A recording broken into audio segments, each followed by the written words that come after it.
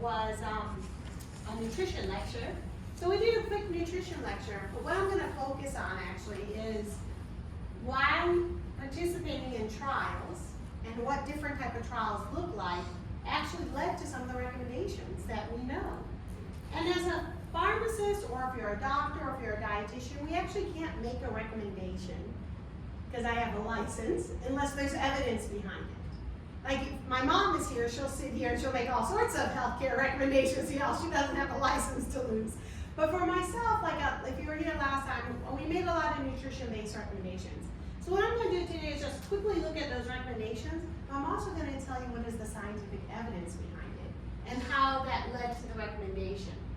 So the first disease we talked about was high blood pressure, which about a third of American adults have, and it's the #1 cause for stroke or heart attack, right? I mean, if you know, I always like to describe the heart as a pump and the veins as pipes, and it's, if you cause weakness in the pipes, it puts too much pressure on the pump, and that's why you get a heart attack.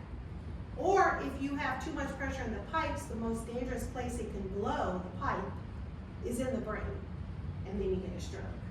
So controlling blood pressure is extremely important because even if you have some minor side effects, dealing with a heart attack or a stroke is much harder, okay? So the body, subhanAllah, made it simple.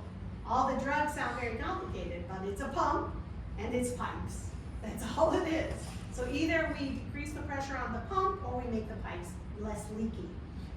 So we have medications to do that, but before you get, and these are some of the medications we talked about. The thing about these medications is that these, some of them 15, 20 years old, they were studied in people who participated in those trials. And most people who participate in clinical trials are white men.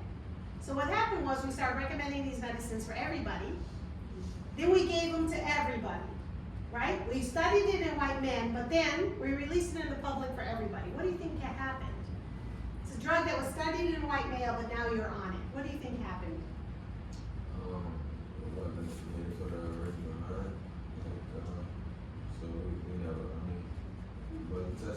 It wasn't tested on me.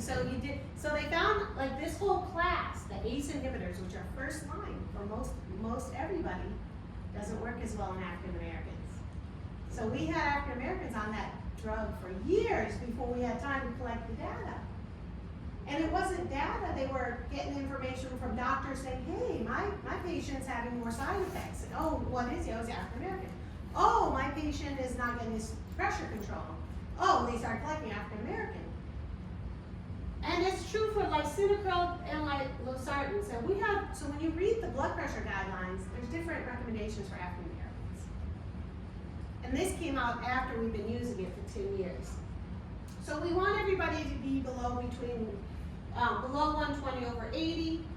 But you can start doing stuff when you're 120 over 80, 120 over 29, 130 over 139. At each of these, you can majorly impact your pressure by changing your diet.